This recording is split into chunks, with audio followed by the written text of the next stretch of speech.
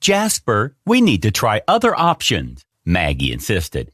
I mean, it's been 8 years. We can't keep waiting for a miracle. I know, you're right. It's just hard, you know. I mean, what if we don't give the child enough love? What if we don't feel that love for them at all? Won't that be unfair to the kid? Jasper said, voicing his concern. Why are you always expecting the worst? I'm not. I don't want to spend the rest of my life in guilt, thinking I ruined a child's life. What if we bring a kid home, thinking that we'd eventually fall in love with them, but we don't? He explained further. Okay, how about this? Maggie began, trying her best to convince her husband. We go and meet the kids. If and only if we develop a connection with the child on the spot, we will consider adopting them. Otherwise, I won't pressure you.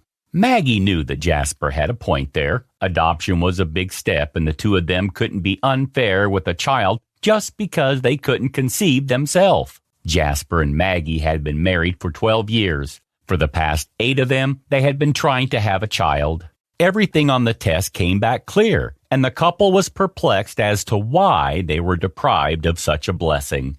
They both loved kids, smiling whenever they saw a young boy or girl anywhere.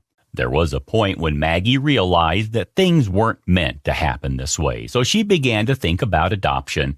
Unfortunately, Jasper had difficulty accepting this option for the same reasons he mentioned this day.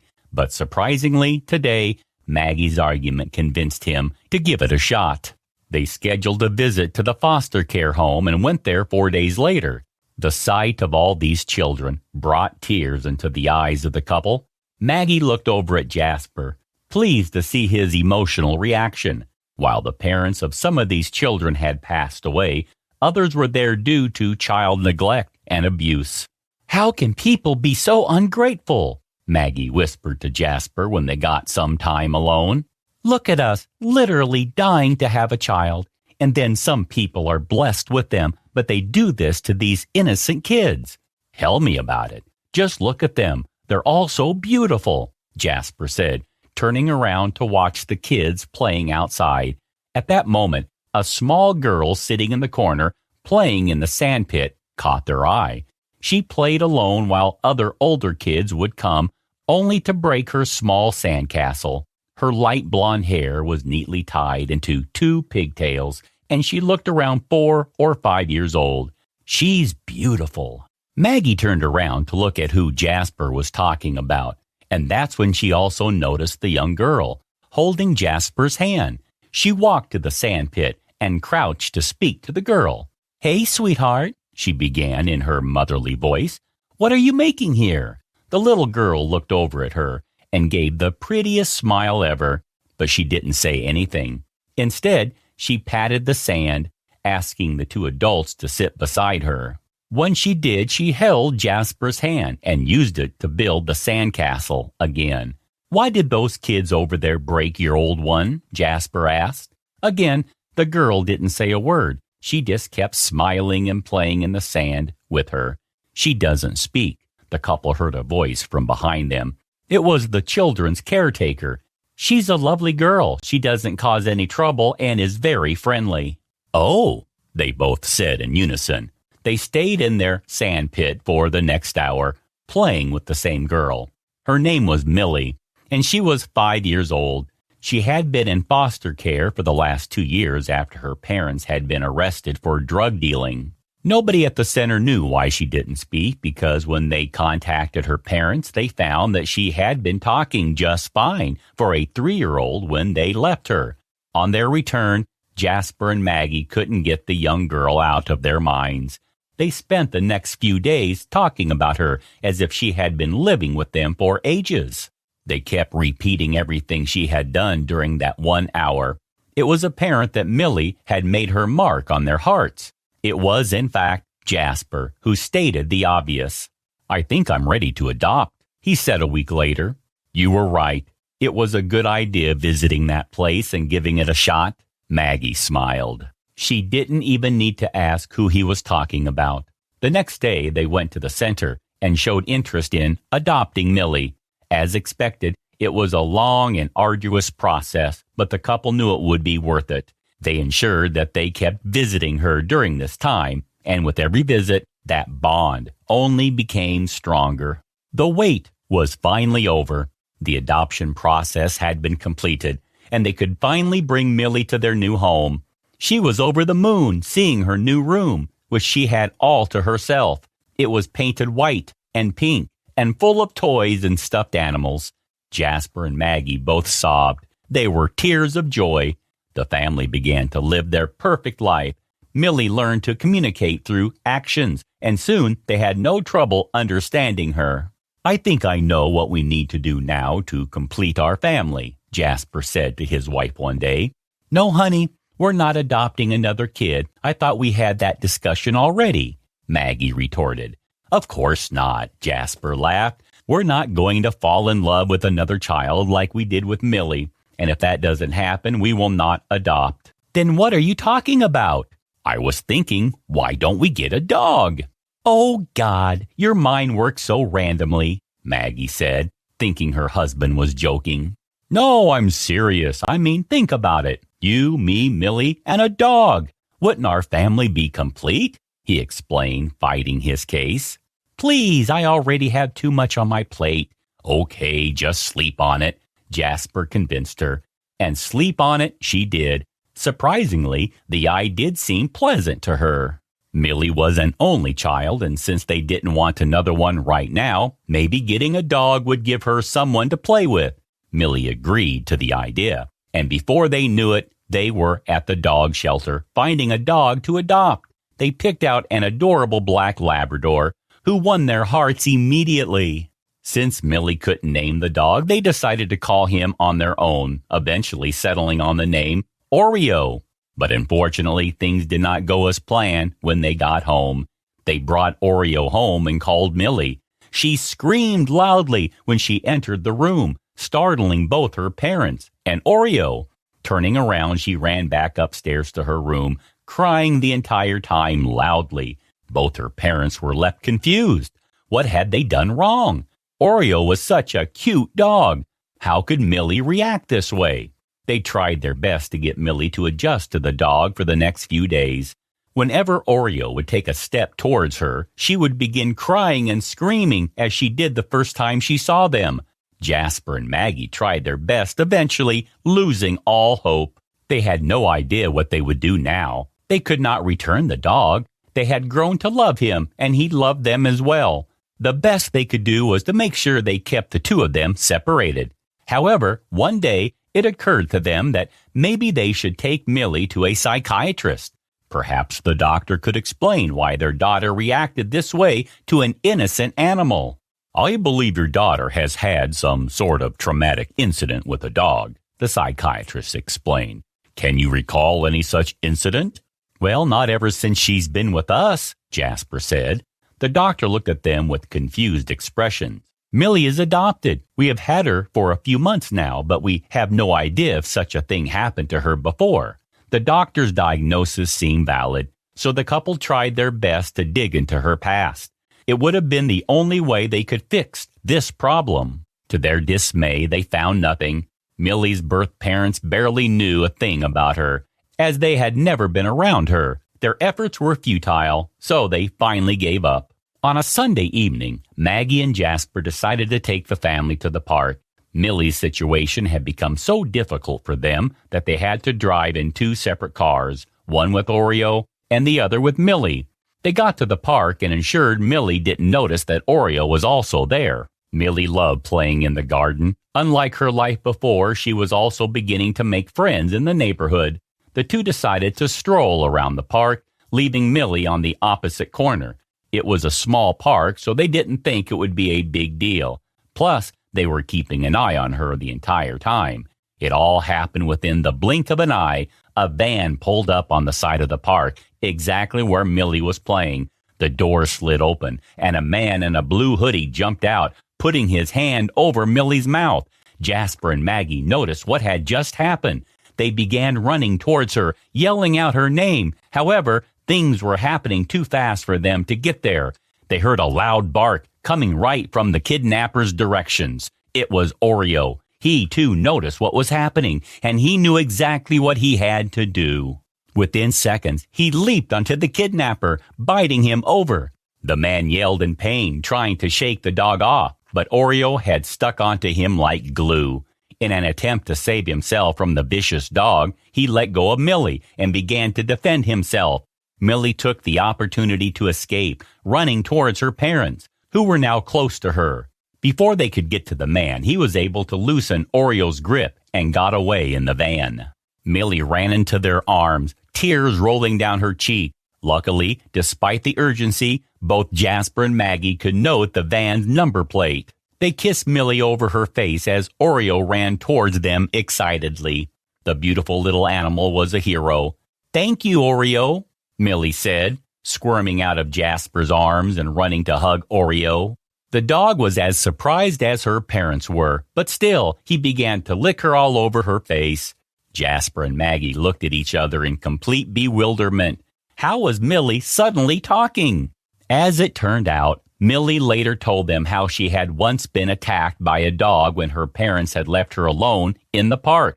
The psychiatrist said to them that this incident was so traumatic for her that not only did she develop a fear of dogs, but she completely stopped talking. Now that she witnessed Oreo saving her life, the effects of that trauma had vanished. Directly, Millie could speak perfectly and get along with Oreo, making their little family as perfect as they had imagined. The two lovers walked hand in hand towards Don Angie Restaurant, an upscale Italian eatery situated in a sleazy corner of Manhattan, New York. Brian wasn't a fan of Italian food, but Chloe had requested it, and whatever the pretty model wanted, she got, no questions asked. The sliding glass doors separated as they stepped on the threshold. Brian took a sweeping glance around the half-filled room and caught several pairs of eyes staring at them in admiration, particularly Chloe. He used to feel proud each time heads would turn in their direction, whenever they walked along the streets, but that feeling gradually gave way to irritation. However, his girlfriend enjoys every bit of the attention. "That spot over there would be perfect for us," Chloe said, pointing at a round table facing the entrance in the center of the room. "Sure," Brian responded. He would have preferred any of the seats at the edges, but then, whatever Chloe wants, she gets. Their orders were taken, and Brian stared at the pretty blonde sitting opposite him while they waited to be served. Her blue-brown eyes, high cheekbones, nicely set nose, and the most kissable lips he has ever seen. He thought himself lucky to have her as his girlfriend, even though he was equally handsome, 6'2", and athletically built. He loved Chloe so much and would do anything within his power to make her happy. But he wasn't sure he could say the same for her anymore. They've been together for about a year, but his last 3 months have been quite depressing. Chloe would pick at every little thing he did, and didn't seem tired of nagging him. They mostly ate in silence. He didn't like how the caramel pasta with pickled cantaloupe tasted in his mouth, and after struggling to push a few forkloads of it down his guts, he gave up, and instead chose to be sipping the beverage that was served alongside it. "You don't seem to like it that much," Chloe said passively as she munched her food with relish. "Not really. They must have been too generous with the quantity," Brian smiled as he tried to make a joke. 15 minutes later, the bill was brought, and Brian's face lost color. He couldn't believe what he saw. $145 for some tasteless food and beverages? "What the hell?" he said under his breath. "Excuse me?" the cashier retorted, raising her eyebrow. "Never mind," he said briefly, and brought forward his credit card. Brian heaved a sigh of relief that Chloe wasn't there with him at that moment, or else he would have come under verbal attack for causing her embarrassment. She had gone to the restroom. Then Chloe signaled him that the Uber she hailed with her app had arrived.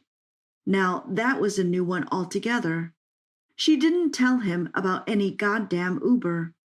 They had come with the metro, and he was expecting they would return with the same mode of transport. More dough down the drain. Chloe sat on the single cushion in her studio apartment and crossed her legs. A cigarette was stuck tepidly in her soft, wet lips. Then she picked up her iPhone 13 Pro Max that had been ringing persistently and peered at the screen through the smoky haze. It was an unknown caller, so she touched the green spot and placed it to her left ear without saying a word. "Hello?" A deep and calm voice wafted through. "Hi," Chloe responded. "I'm Carlos. We met briefly at the sidelines during the expeditions in Las Vegas," he trailed off. "Are you back in New York?" Chloe asked casually, even though her heart was beating rapidly. "Yes. I arrived a couple of days back and would have got in touch immediately if I wasn't so enmeshed with boardroom duties," Carlos said. "That's fine," Chloe replied, the ends of her lips curling into a sensuous smile. Being on the board of a Fortune 500 conglomerate can be pretty demanding. Carlos was only 26, yet he was already filthy rich courtesy of his wealthy dad, who died not long ago, leaving behind a vast inheritance for him and his brother. He was equally good-looking, but average in height. He wouldn't stand a chance in a beauty contest with Brian, but who cares? Not Chloe.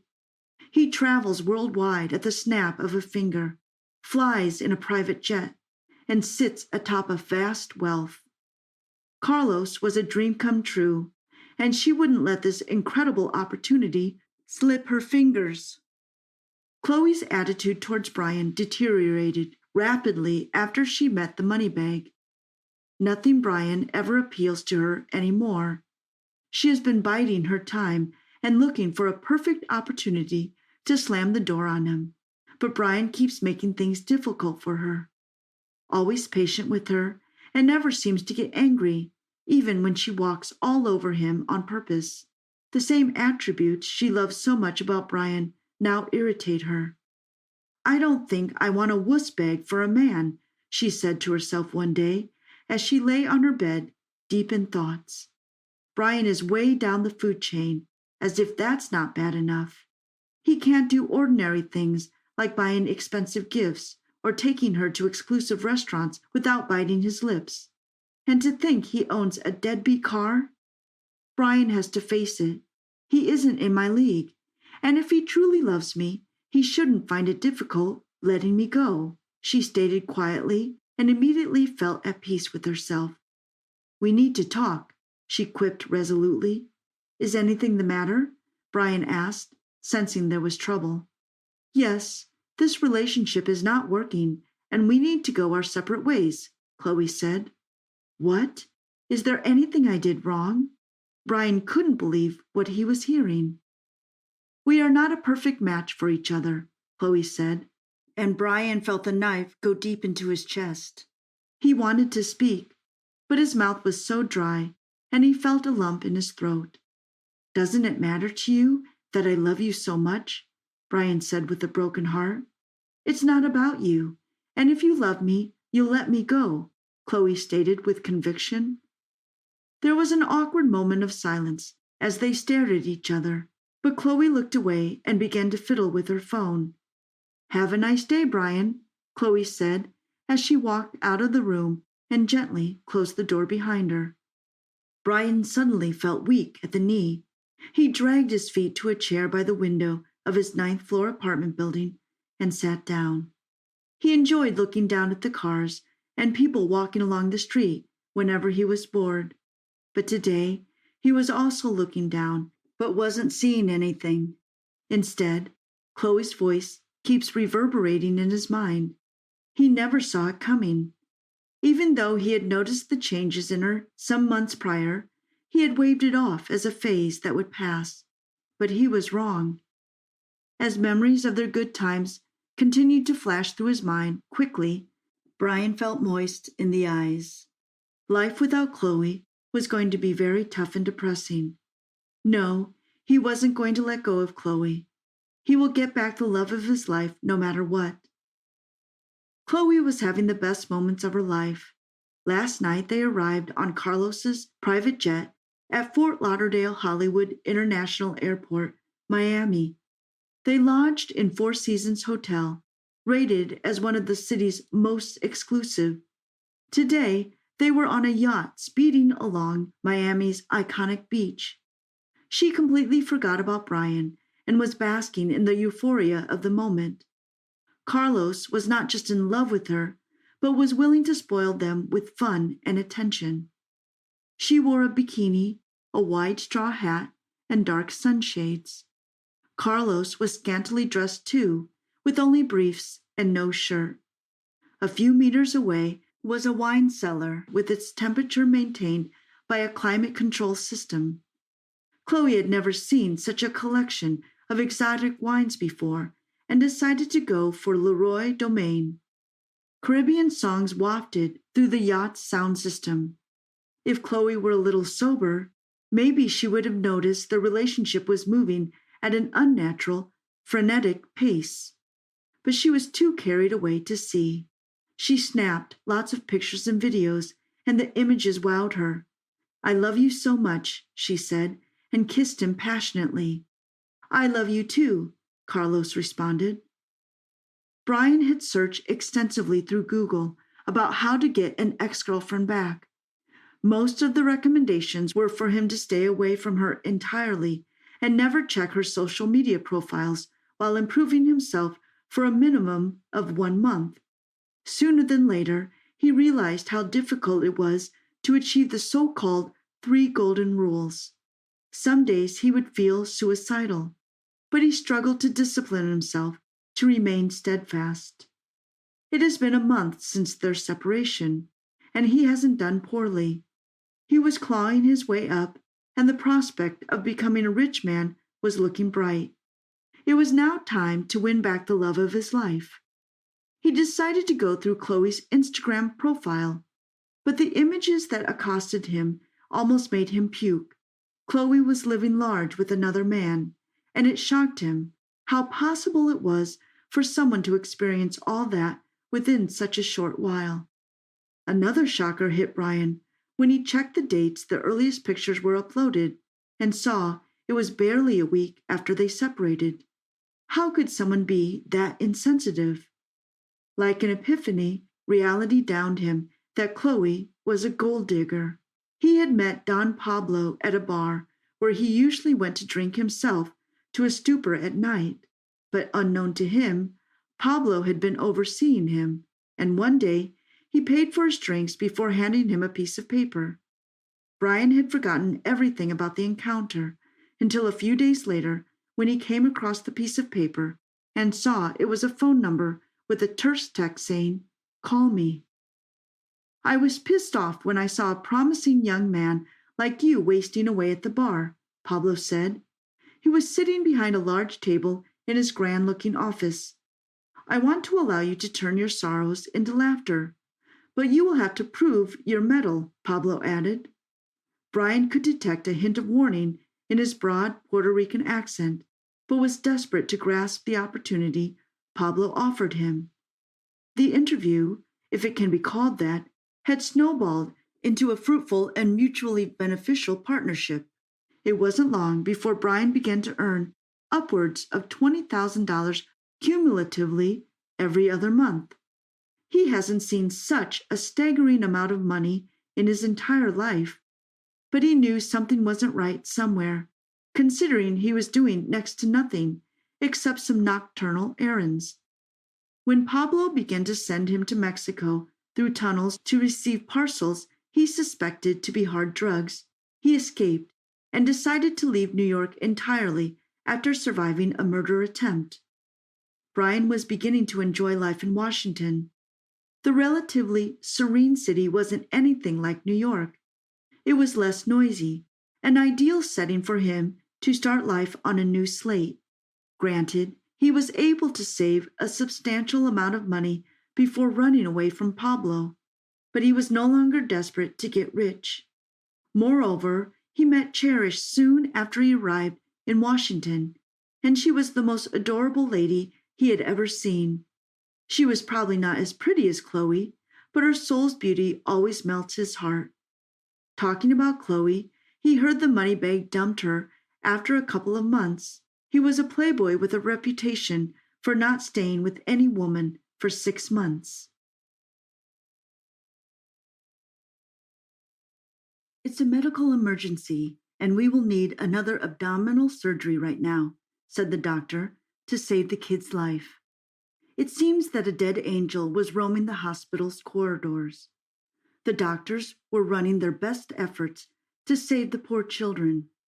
It appeared that they had some intestinal infection, but the gastroenterologist revealed a severe gastrointestinal illness leading to the emulsion of fungi spores.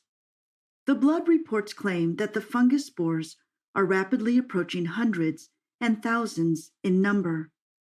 Therefore, the blood texture and skin color were gradually turning pale green.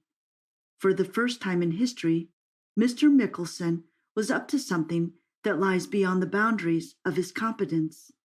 He is a well-known gastroenterologist and a nutritionist in the town. He led the case of 3 children who got admitted last night. The condition of these 3 mates was terrible at the time of admission. The eldest one was a 12-year-old boy named Jay, an 8-year-old girl named Alexa, and a 3-year-old toddler, Aline. Miss Steve reported these 3 children. She called out her friends to help her out with the matter. Miss Steve is an old friend of Carla and the mother of Jay, Alexa, and Aline. Carla and her husband, Suzanne, divorced each other last summer.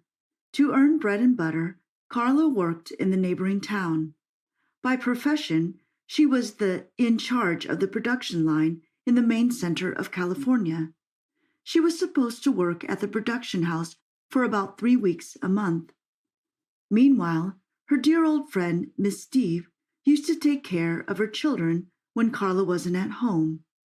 Miss Steve and Carla's children shared an inevitable bond.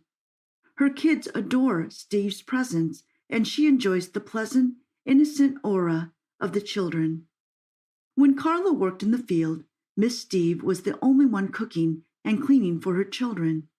Miss Steve was a researcher who believed in the concept of a microbiome diet. A diet was rich in protein, organic supplements, and a lactose-free diet. She is believed to have built a special microbiome diet to revive her name in the Guinness Book of World Records. She was the only one who raised her obligations in favor of ingesting some potential parasites and fungus into the digestive tract of humans. Initially, the Public Research Board rejected her proposal, but a strong alliance later joined her. This was Dr. Mickelson, the handsome bachelor with brown eyes and dusky color. His sharp nose, bright eyes, and perfect physique were enough to seduce the town's women.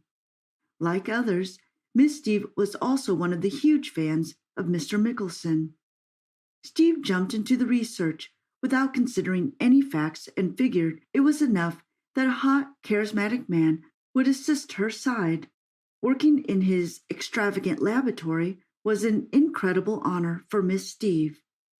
They worked together for months and prepared a manual named The Vegan Diet. The manual aims to bring harmony to the internal functioning of humanity. Initially, it was tested on 100 people, and luckily all benefited. Most sample people were cured of heart disease, blood infections, and other gastrointestinal issues. The diet became famous as the Miracle Diet. Mr. Mickelson and Steve were honored by the chief of the city. Success and appreciation were there for them, but Steve always wanted the experiment his way. A short, heightened woman wearing glasses with a cracked mind that no one knows was standing among the people briefing her research and future goals in the community center, and she was Miss Steve. On the way back to her friend's home, her thoughts were mingling across her mind. My idea of adding octopus stinkhorn and the microbiome diet is working, and people are getting benefits. What if I increase the amount of octopus stinkhorn in the diet? Consequently, more and more people will be turning towards veganism, she said to herself with an evil smile on her face. The car stopped in the garage and the lights were off as usual. Stepping ahead towards the door, there was an unusual silence over there. Searching for keys from her bag, the door opened by itself, and there was a suspicious expression on Steve's face. Surprise! This was Carla standing in front of Steve with a bottle of champagne, ready to celebrate her best friend's success. Ah, you just gave me a heart attack, dear, Steve said with a smile and immediately hugged her best friend. Stepping into a hallway, a big dinner was ready for the celebration. The aroma of garlic bread with Russian salad was complimentary for the night, and was a decent smell of baked turkey with the cheesiest mac and cheese. Everyone settled down along with their kids. There was laughter, jokes, and a memorable time being kneaded into a mesmerizing portrait. There were mutual friends and Carla's kids at the table. Among the chattering, shrill voice raised, "Can you cook something for us, please?" with a smile. This was a tiny sweetheart named Alexa. "Why not, love?" Steve stood up from her seat and paid the little one's hair while making charming eye contact with her. "Why not a microbiome diet?" Carla suggested, a glass of champagne. "Yeah, the Bayside porridge," Jay recommended with enthusiasm. Steve gave a smile and stood back in the kitchen. She was cooking something great for the pretty customer Jay and Alexa. Carla was quite drunk, and she went to bed. The kids were waiting for the delicious meal on the table. "Food is here," said Steve. There was joy, and the kids filled their plates with the meal. It was warm green and tasted like green seaweeds, a punch of tomatoes, and Steve's unique vegan capsules. The kids adored the taste, and nothing was left on their plates within one go. Steve collected the dishes and asked the kids to settle in their beds. 3 of them greeted good night, and with a warm thank you, they returned to the room. Piling up the plates, she thought it was time to introduce my vegan capsules to the world. There are no side effects on the kids. For a long time, Steve was working to turn down the kids into veganism. She dreamt of the world being vegan. Therefore, she initiated her career with Dr. Mickelson. By gaining his support, she was able to research actual human subjects. Before practicing, Steve has already concluded by practicing them on Jay, Alini, and Alexa. The 3 kids were being fed vegan food, but by tonight, Steve took one step ahead by adding the octopus fingers to their diet. The one she believes that there are miraculous properties to increasing human metabolism. If the plan works, my name will be the only name in the vegan history. While piling up her thoughts, she stepped into the kids' room to check whether everything was okay or not. She entered the room, and there was silence. She turned on the light to collect a blood sample from 3 of them to study. The kids were unconsciously lying on the floor. "This is terrible," she said to herself. "What am I going to do?" She turned over to Jay. His skin color turned green. She checked the heartbeat, and the heartbeat was dropping down. Unfortunately, she couldn't detect the heartbeat of Alexa and Alina. "What have I done?" Steve was shivering, and she called 911 for immediate medical help. This was quite pathetic. She took Carla and went to the hospital. Mickelson told Steve that the 2 girls were no more, and they tried their best to save Jay. Something poisonous was added to their meal, and the doctor knew it must be the evil Steve. He informed the police to draw further investigation. Before the police arrived, Steve admitted that it was her fault and she was the murderer. Carla was in great shock by this night. She had lost her girls and a best friend who was evil in disguise. The doctors were working quite hard to save Jay, while the higher authorities declared Steve a death sentence. we have to pay a heavy debt of extremism and radicalism. The radicalism belief system in our society needs to be changed, as history reveals it's not good for humanity. The weight on one side can be a disaster. Therefore, there is always an end to a healthy balance. And Steve deserves the consequences, ultimately. Sometimes our passion grew into our obsession that led us towards extremism, and then we lost control of ourselves and our kind. Therefore, we must always watch our path, emotions, and passion.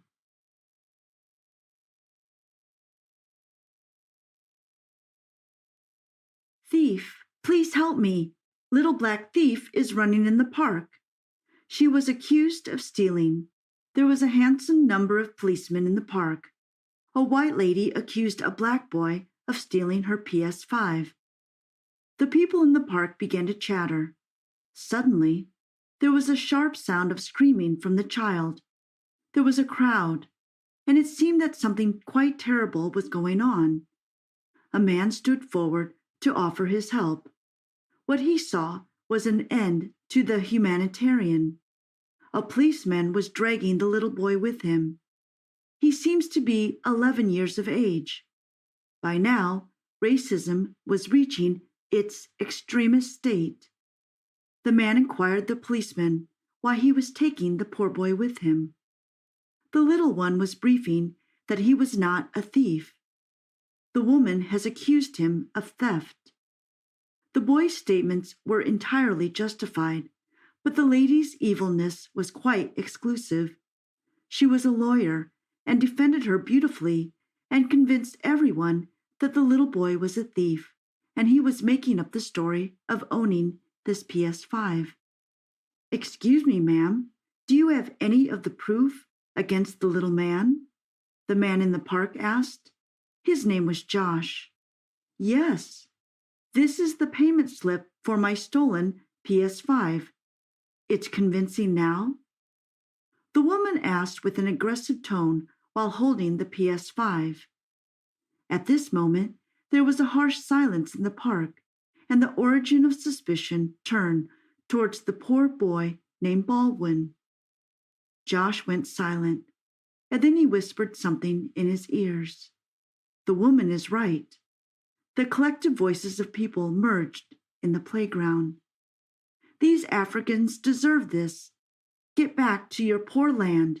You thief, rascals, poor mates, get back to your rubbish towns. You won't deserve PS5. Get away. Take him to the police station. Lock him up. There were hundreds of voices, and each of the statements merged, and there was a single conclusion of all to lick the boy behind bars and give him a harsh punishment. The little man was scared, and he began to cry. He knew that there was no one to save him by now. Taking advantage of the whole situation, the white policeman dragged the boy to his car and took him to the police station. The entire incident happens on 89th Street in North California. The woman who accused the boy of stealing his PS5 was a lawyer by profession, a divorced woman, and incredible features with sharpened eyebrows, flattened cheeks, black eyes, and shoulder-cut brown hair. This is Jenny. Jenny was one of the famous and highly experienced lawyers who held the potential to win consecutive cases in a row. Her winning statements in the courtrooms were a powerful inclination in his career. Whatever happened in the park, she did it on purpose. Practicing manipulating statements outside the courtroom was her pleasure. She seeks pleasure by manipulation and lets people suffer from her evil acts. And this time, the unlucky Baldwin was her target. The police took him to the police station and filed a complaint against him. Baldwin will need a lawyer to defend him in court after dealing with the whole situation. These days, there was an extreme emphasis on the purification of the state, which means the authorities were taking some preventative measures to free their areas from the black people. For centuries, Color distinction and racism existed, and it is justified to say that the concept has been rooted in the culture, and that extremism is justified enough. One of the police officers asked Baldwin to call for his parents so they could proceed with further legal confrontations. At the same time, Jenny was preparing some legalized documents to keep the little boy in his place. She was also one of the extremists and was constantly supported by the higher authorities of the state. Thanks to the professional acquisition of Miss Jenny, she managed to keep the boy behind the lockers for 2 days. While Baldwin told the police officer many times that he isn't a thief, Baldwin called his Uncle Jay. He was a co-worker of Jenny, a handsome young man who stole her heart quite long ago. Their relationship won't last long, but their career demands them to be best friends on Jenny's side. This wasn't the actual reality. She wants revenge, and when one of her spies at the police station tells her that poor Baldwin is their nephew of Jay, "Well, that's a bonus, Mr. Jay. Time has arrived when you will pay for the deeds," Jenny said to herself, with a mimicry smile on her face. She knew that she wouldn't keep the boy inside the locker for so long. There was a need to make a story or a shred of evidence against him. She locked herself in the room and began outlining possible ways to help her torture the little one and his uncle in the jail. This is the right time to put the sharp, intelligent Jay in his place. Jenny made a call and asked the higher authorities for help. She ended up the call, and there was someone at the door. The bell was ringing so abruptly that someone was there in quiet haste. Jenny turned to open the door. No one except a parcel mentions her name. "Dear Jenny." "Quite suspicious," she said with a confused tone. Rolling her eyes at the parcel, she managed to pick that up. It was the heaviest one. She dragged the package to her living room. It was dark at night, and someone left at the door just like that. She was curious about what would be in that package. Opening the box, she found bubble wraps, many wraps, and a heavy tape recorder with some files. An envelope of pictures and some payment slips. She took them all to her study room to examine what they were. Running through the files, she went pretty aggressive. On the last page, there was something written for her. "Dear Jenny, you don't know me and never will. I have been keeping an eye since you moved into this house. There is some great information that might help you to get to know about yourself. Hey, don't get that furious. You look like a pumpkin when you get aggressive. There is a small gift for you. Just open the envelope." "What the hell?" Jenny said, and she threw that file on the floor. There was a piece of sensitive information about Jenny's career, her family, and how she takes privilege from men. She took that picture envelope, and there was a row of higher authorities, and Jenny showing a costly romantic view. Who could it be? Jay? I will burn down the person who is after me. She called the police station, and they informed her that they had released bail for the boy, as there was no other evidence against him. "The court has ordered you to run a case against you for manipulating everyone at the playground and making the poor boy suffer." Further, the policeman added that the jury had immediately canceled her license, and he hung up the call. Jenny was devastated. There must be a strong alliance with Jay or the boy. There must be someone who has messed up with the whole case. But who could it be? Jenny was collecting her thoughts. Laying in bed, she couldn't even sleep for a moment as her mind was preoccupied with horrendous thoughts. The following day, there was an exclusive headline about Miss Jenny, how she cheated on her husband, and her evil ways to win every case. She seduces prosecutors, and that's how she gets privilege. The person against him was using her weaknesses. A day before her license was canceled, her image deteriorated into fine pieces the next day. She was furious and could feel her heart pumping. How was she going to face the whole world? There was again someone at the door. Jenny collected her courage. With heavy steps, she opened the door. There was no one, and again a parcel lying in front of the door. She picked up the package and placed it in front of herself. While attending to thousands of thoughts in her mind, she opened the box, and a letter was beautifully packed inside the brown square package. She opened the letter, and it said, "Dear Jenny, I am so sorry that I visited your study room last night and left without a good night kiss. I missed that, but I was in a hurry as I emerged to collect your files and some information that would help me understand what sort of lawyer you were. I am not Jay or any of your lovers. You will soon meet me, I promise, sweetheart." Terror was reflecting on her face, and she tore the letter down into tiny pieces. "There is something I should have to do." She went to the study, and there was not a single file of hers or the ones she received yesterday. She returned to the living room and gathered the tiny pieces of the letter with a sellotape and took it as evidence to the police station. This evidence wasn't enough to file a case against the unknown blackmailer. The policeman assured them that they would look after it by themselves. Everyone on the street was staring at her, and there was gossip among the public about her changing men every night. On her way back, she saw that her house had been burnt. She got herself panicked and asked the neighborhood to help her. There was nothing left for her. Suddenly, another mysterious letter caught her sight, hanging on a tree. "Jenny, this is all that you deserve, accusing my son of nothing. This is your destiny, how you misused your power to please yourself. Now you have nothing except your ego and your internal rage towards black humanity, and your career has vanished. I hope you will learn a lesson." Jenny took that letter and left the town. From that day, no one knew where she went.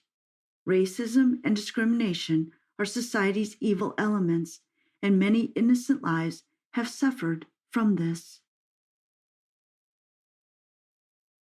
"Mr. Ellen, are you there?" the maid asked with a sobbing voice, and one could hear her beating heart. She was pretty anxious, doing her best to save Mr. Ellen. He was in an unconscious state, but could hear the voices in the garage. "Call the ambulance right now. We need to take him to the hospital." The voice seems to be one of the security guards. "Take him to the hospital, and I will divert the attention of other guards." The maid left immediately, and somehow the guard managed to take Mr. Ellen to the hospital through the back door. The savior was working at Ellen's house for years. This was John, an older man with gray hairs and dissolving bones, but he held a kind heart and a resolute soul to his master. On the other side, the other savior of Mr. Ellen was the maid named Sarah. She was a beautiful young woman with short brown hair and green eyes complementing her dusky brown color. She was a member of the household staff for about a year. Sometimes struggling with the battles, with the world conquering our fears, there is something that we always ignore, the monsters living with us, the ones breathing in the same air as we do. This year, she experienced something quite regretful and evil in the home. Besides the excellent facilities in life, there was something that she craved. This was Ellen's wife, Maureen. Within a year, Sarah knew that Maureen was after something, and her criminal act would bring hell on them. And gradually it happens, and she can't get rid of her tiny malicious actions. On the way to the hospital, Ellen was murmuring something. His fragile voice was inaudible. John bent over to listen to his master. "What does this woman have to do with me?" Ellen was murmuring with the blessings of his last breaths. The condition of Ellen was awful, and everyone out there knew the consequences of his death. A billion-dollar empire will be left behind, surrounded by the hounds impatiently waiting for his death. A luxurious heritage was there with no successor. The allegiances of Sarah were right. This must be a Marine, John said to himself. There was again something Ellen wanted to say. I will soon be found by a Marine who will take me to Orchard. I will be safe there. My friend will take care of me, Ellen said, with the utmost pain penetrating her body. We have to take him to the city hospital right now. The poison in his body is getting its strength, the nurse said in haste. Considering the consequences, taking him to the hospital was the right thing to do by now. John agreed to take him to the hospital. Ellen was in a critical condition and needed immediate professional doctoral help. As soon as he was admitted to the hospital, the paparazzi took advantage to make huge headlines. As soon as Maureen learned that Ellen was in the hospital, she hit the road to save her dear image in front of the world. Wearing glasses and a rich voice, she attended the paparazzi reporters and pretended that her condition was as terrible as any of them could assume. Watching her husband fight for his life makes her quite a loner, and her heart is filled with despair. This was the correct statement to stick with. Everyone believed that she was in great sorrow about her husband's condition. Her elegant clothes and proud gait, with evil eyebrows and bright makeup, caught the eye of every single person in the hospital's corridor. Standing in front of the operational theater, she was waiting for the good news, the death of poor Ellen. The door opened and the doctor arrived. Maureen rushed toward him to learn about Mr. Ellen's health condition. The doctor told her they would keep him in the intensive care unit for 78 hours. These hours are critical for him, and they will decide whether he will live anymore or not. Quite devastated, Maureen said with tears in her eyes. The doctor patted her and gave her courage with his kind words. Damn, I wish he would die, Maureen uttered in a slow voice. This could never have happened if the so-called loyal dog, John, would not save him. She made a terrible gaze at John. Taking advantage of the situation, she began to yell at poor John. She accused him of the whole situation. According to her, their intentions of John were not pure toward his master, and he made every effort to kill him. These allegiances were quite heavy for poor John. He tried to make himself clear, but there was nothing to stick with. You are fired, John. Leave immediately, Maureen yelled at him. Taking the orders, John left the hospital immediately. Now, Maureen was only there to look after her dear husband's wealth. She called his lawyer about his will. The lawyer was one of the alliances of Maureen and, in fact, a secret lover. He assured her that everything had been prepared to compensate for Ellen's death, and his $1 billion empire would be theirs. But who knows that someone was listening to their conversation behind the doors? He was John. By now, everything was quite clear in his wisdom. There were flashbacks of Sarah telling him about the evil face of the Marine. 5 years back, Ellen, a young entrepreneur and the only heir to a billionaire state named the Entrepreneurs, married an enthusiastic young activist named Maureen. The first glimpse of Maureen cascades a delightful impression of her beauty on Ellen's heart at the charity event.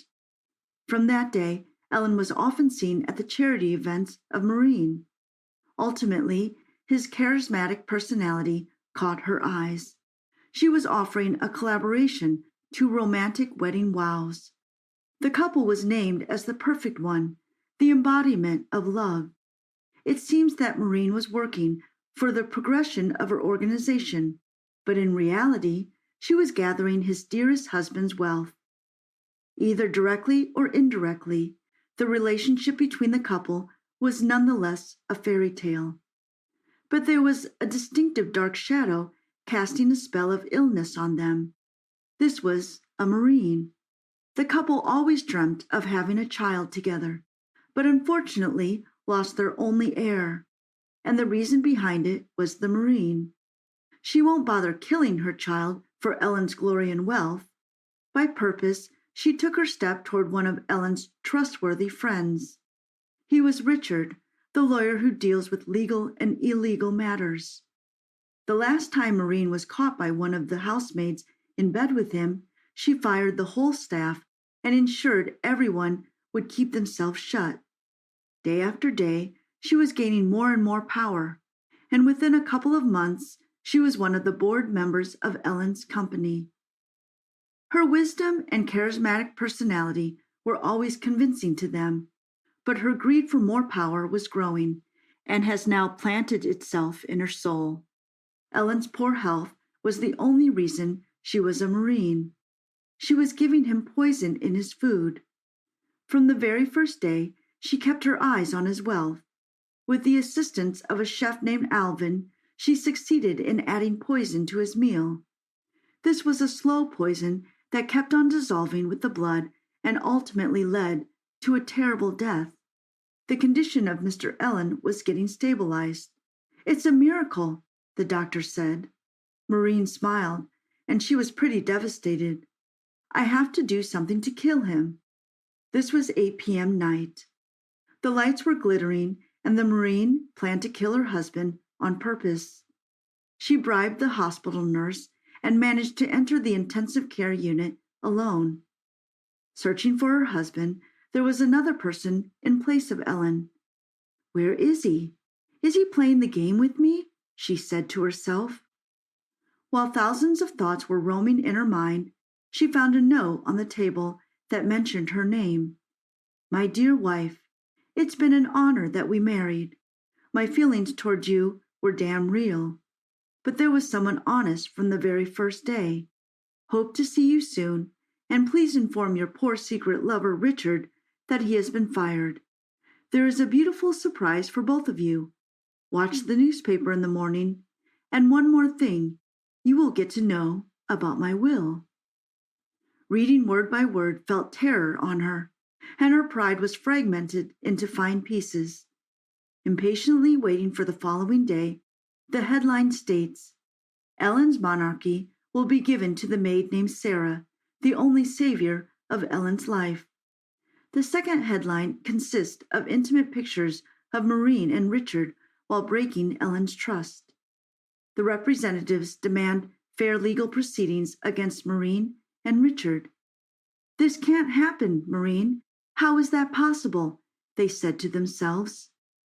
She was trembling and managed to leave the hospital. On her way, she was arrested and legal proceedings were followed against her. This was Sarah, who clicked pictures for Mr. Ellen and made him believe the true face of Maureen. But she was unaware that his dear wife was up to poisoning him. Within a few days, Ellen was dead, and the hospital officials made the statement, and the Marine got what she deserved. There is always a payback for every deed.